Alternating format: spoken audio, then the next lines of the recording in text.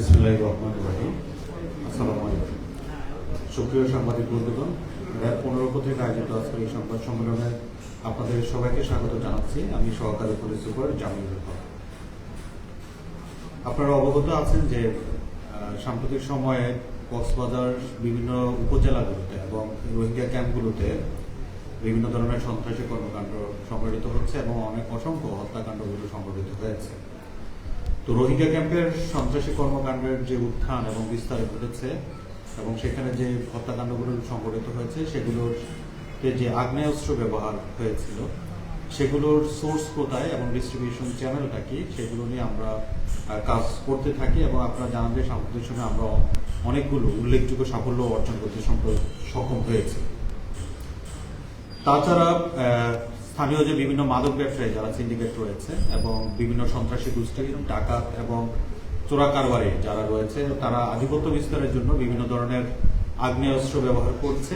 এগুলোর ব্যাপারে আমাদের কাছে তথ্য ছিল। সেই প্রেক্ষিতে এই আগ্নেয়াস্ত্রগুলোর সোর্স এবং ডিস্ট্রিবিউশন চ্যানেলটা কি সেগুলো ব্যাপারে আমাদের গোয়েন্দা তৎপরতা আমরা বৃদ্ধি করতে থাকি এবং আপনারা জানান যে গত ৩-৪ মাস রামুর যে গর্জনিয়া ওইখানে চোরা কারবারি যারা রয়েছে তাদের আধিপত্য বিস্তারকে কেন্দ্র করে তারা কয়েকটি হত্যাকাণ্ডও সংঘটিত হয় এবং কয়েকটি সংঘর্ষের ঘটনা ঘটে এবং আমরা জানতে পারি যে সেখানে কিছু বিদেশি অস্ত্রের ব্যবহার ঘটেছিল। এই সার্বিক পরিস্থিতিতে এই অস্ত্রগুলোর সোর্স কোথায় এবং এটা ডিস্ট্রিবিউশন চ্যানেলটা কি এটা জানার জন্য আমরা আমাদের ইন্টেলিজেন্সকে বুস্ট আপ করি এবং র্যাব সদর দপ্তর গোয়েন্দা শাখার সহায়তায় আমরা জানতে পারি যে গতকালকে আমরা জানতে পারি যে পিএমখালীর দমনখালী গ্রামের একজন অস্ত্র ব্যবসায়ী তার কাছে কিছু অস্ত্র রয়েছে। এই অস্ত্রগুলি বিক্রির জন্য বিভিন্ন ধরনের কাস্টমার সে খুঁজছে। সেই তথ্যের ভিত্তিতে আমরা দাউনখালীর হুমায়ুন কবির নামক একজন ব্যক্তি অস্ত্র ব্যবসায়ী তার বাড়িতে আমরা অভিযান পরিচালনা করে আমরা তার স্বয়ংকক্ষের খাটের তোষকের নিচ থেকে লোডেড অবস্থায় একটি বিদেশি পিস্তল, 2টি অ্যামুনিশন সহ উদ্ধার করতে আমরা সক্ষম হই। পরবর্তীতে আমরা তাকে জিজ্ঞাসাবাদ করি। জিজ্ঞাসাবাদে সে জানায় যে এই অস্ত্রগুলো মূলত সে মেরিন ইকো রিসোর্ট, আপনারা জানেন কলাতলি থেকে মেরিন ড্রাইভে যাওয়ার পথে হাতের বাম পাশে মেরিন ইকো রিসোর্ট রয়েছে, সেই মেরিন ইকো রিসোর্টের মালিক রাজুর নিকট থেকে সেই অস্ত্রগুলো সেই সংগ্রহ করে থাকে। পরবর্তীতে আমরা কালকে সারাদিন এই রাজুকে আইনের আওতায় নিয়ে আসার জন্য আমরা অনেকগুলো অভিযান পরিচালনা করে থাকি। পরবর্তীতে সন্ধ্যার পরে আমরা জানতে পারি যে সে তার মালিকানাধীন মেরিন ইকো রিসোর্টে সে অবস্থান করছে। সেই তথ্যের ভিত্তিতে আমরা ইমিডিয়েটলি আমরা সেখানে যাই এবং তাকে তার যে বিশ্রামাগার রয়েছে সেখান থেকে আমরা তাকে গ্রেপ্তার করি এবং তার রুম থেকে 7টি অ্যামুনিশন সহ একটি মডিফাইড 303 রাইফেল আমরা উদ্ধার করতে সক্ষম হই। পরবর্তীতে আমরা এই দুজনকে আমরা নিবিড়ভাবে জিজ্ঞাসাবাদ করি যে এই অস্ত্রগুলোর সোর্স, এই আধুনিক আগ্নেয়াস্ত্রগুলোর সোর্স কোথায় এবং ডিস্ট্রিবিউশন চ্যানেলটা কি, তাদেরকে জিজ্ঞাসাবাদ করে আমরা নিবিড়ভাবে। তারা জানায় যে এই অস্ত্রগুলো মূলত খাগড়াছড়ির সীমান্ত দিয়ে পার্শ্ববর্তী দেশ থেকে বাংলাদেশে অনুপ্রবেশ করে এবং পরবর্তীতে খাগড়াছড়ির যে স্থানীয় কিছু অবৈধ অস্ত্র ব্যবসায়ী রয়েছে তারা তাদের এজেন্টের মাধ্যমে এই অস্ত্রগুলো বাংলাদেশের বিভিন্ন অঞ্চলে ছড়িয়ে দেওয়া হয় এবং তারা জানায় যে এই এজেন্টরা ওইখানকার চোরা কারবারি যারা রয়েছে অস্ত্র ব্যবসার সাথে জড়িত তারা 80 থেকে 90 হাজার টাকা দামে এই বিদেশি পিস্তলগুলো তারা তাদের এজেন্টের নিকট বিক্রি করে থাকে। এই এজেন্টরা তারা বাংলাদেশের বিভিন্ন অঞ্চলে কক্সবাজার, চট্টগ্রাম সহ এই জায়গাগুলোতে তারা পরবর্তীতে প্রান্তিক লেভেলে 1.5 থেকে 2 লক্ষ টাকা দামে এই অস্ত্রগুলো তারা প্রান্তিক লেভেলের ব্যবহারকারীদের নিকট, সন্ত্রাসীদের নিকট তারা বিক্রি করে থাকে। আমরা রাজুকে আমরা আরো নিবিড়ভাবে জিজ্ঞাসাবাদ করি। সে জানায় যে সে দীর্ঘদিন ধরে এই অস্ত্র ব্যবসার সাথে সম্পৃক্ত রয়েছে। এই অস্ত্রগুলো মূলত সে এই চট্টগ্রাম থেকে জাবেদ নামক একজন ব্যক্তির মাধ্যমে এই খাগড়াছড়ি যে অস্ত্রের সিন্ডিকেট যারা ব্যবসায়ী রয়েছে তাদের কাছ থেকে এটা সংগ্রহ করে সে কক্সবাজারে নিয়ে আসে।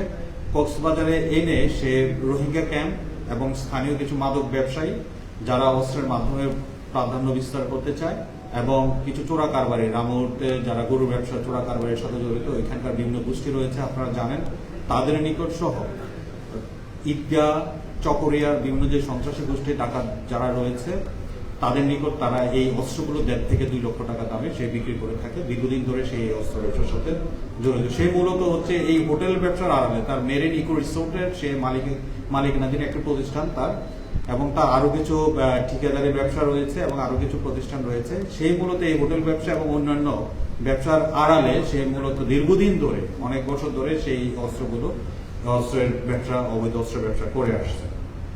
তো আমরা তাদের কাছ থেকে আমরা তথ্যাদি পেয়েছি কার কার নিকট সেই অস্ত্রগুলো সরবরাহ করেছিল। আমরা ওই ব্যক্তিগুলোকে আমরা দ্রুত আইনের আওতায় নিয়ে আসার জন্য আমরা চেষ্টা করব।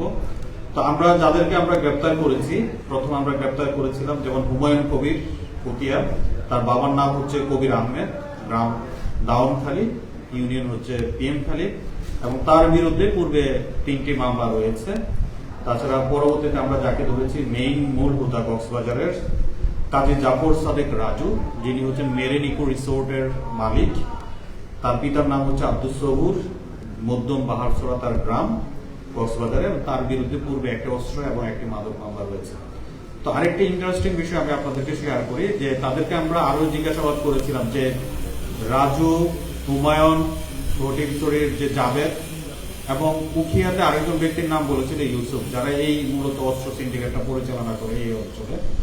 তো তাদের মধ্যে পরিচয়টা কিভাবে ঘটেছিল আমি এই বিষয়টাতে প্রশ্ন করেছিলাম। তো তারা বলল যে 2020 সালের শুরুর দিকে রাজু, হুমায়ুন এবং জাবেদ ফটিকছড়ি তারা ভিন্ন ভিন্ন মাদক মামলা ইয়াবা নিয়ে তারা ধরা পড়ে এবং জেলে ছিল। জেলে থাকাকালীন সময়তে মূলত তাদের পরিচয় ঘটে এবং তাদের মধ্যে সখ্যতা গড়ে ওঠে, এবং জেল থেকে তখন যারা জামিন পায়, জামিনে বের হওয়ার পর মূলত হচ্ছে তারা এই সিন্ডিকেটটি গড়ে তোলে এবং এই অঞ্চলে এই অস্ত্রের ব্যবসাটা শুরু করে থাকে। তো আপনাদের সবাইকে অসংখ্য ধন্যবাদ আসার জন্য। আপনাদের যদি কোনো প্রশ্ন থাকে ফিল ফ্রি টু আস্ক।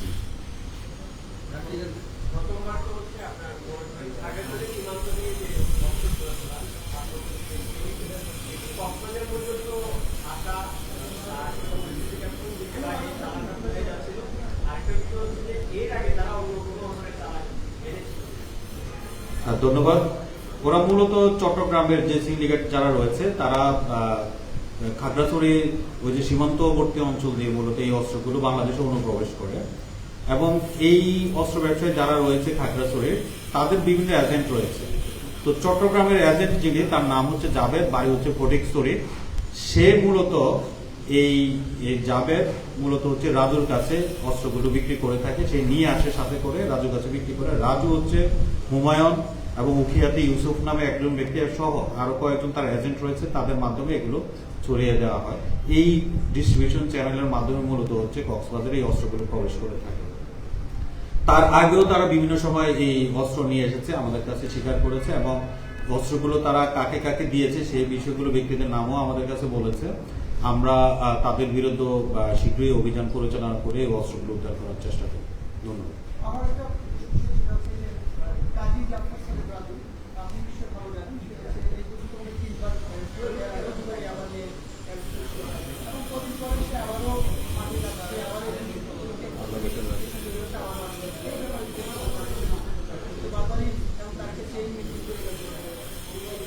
বিষয়টা হচ্ছে যে এগুলো কিছু জুডিশিয়াল ম্যাটার, ওই ব্যাপারে আমি আসলে মন্তব্য করার এখতিয়ার আমার নেই। তো আমরা যখনই কোনো অপরাধীকে আমরা কোনো অপরাধের সাথে সম্পৃক্ততার প্রমাণ পেয়ে থাকি, আমরা তাদেরকে গ্রেপ্তারের আইনের আওতায় নিয়ে আসি। পরবর্তীতে ক্রিমিনাল জাস্টিস সিস্টেমে পরবর্তী যে স্টেপগুলো রয়েছে সেই জায়গাতে সে প্রক্রিয়ার মাধ্যমে হয়তো জামিন পেয়ে যায়, সেটা একটা জুডিশিয়াল ম্যাটার, সে ব্যাপারে আমি মন্তব্য করতে চাচ্ছি। Thank you. আসসালামু আলাইকুম।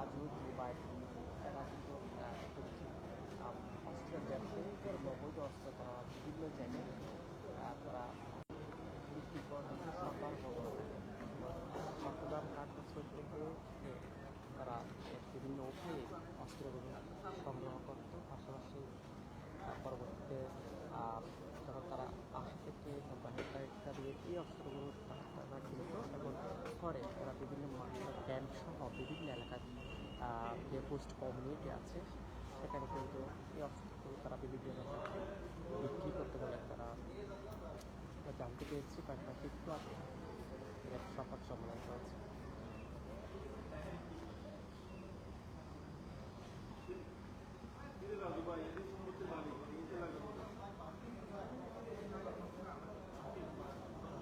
সাদা গেঞ্জি পরিহিত তিনি হচ্ছে রাজু, কলা থেকে এই পরিস্থিতির মালিক একজন।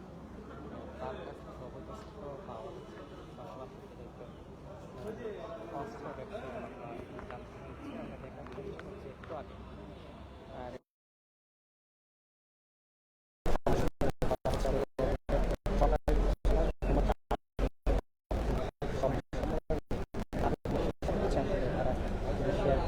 বলেছেন এবং এও বলছেন তাদের যে অপারেশন ক্রিয়া করেছে না করেছে কিছু বিষয় আদ্যপান্ত কিছু একদম খুলে বলেছেন এবং এই যে দুজন অস্ত্র ব্যবসায়ী মাদক তাদের বিরুদ্ধে আসলে তারা অভিযান পরিচালনা করেছে।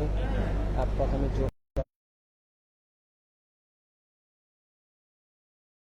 আইন করতে করা হবে, আদালত দেওয়া হবে, সেখানে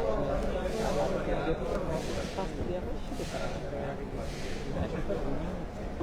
ভোগ করতে হবে।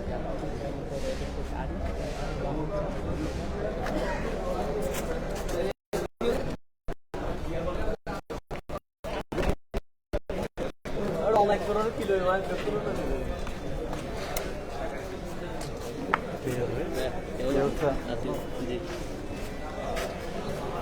জি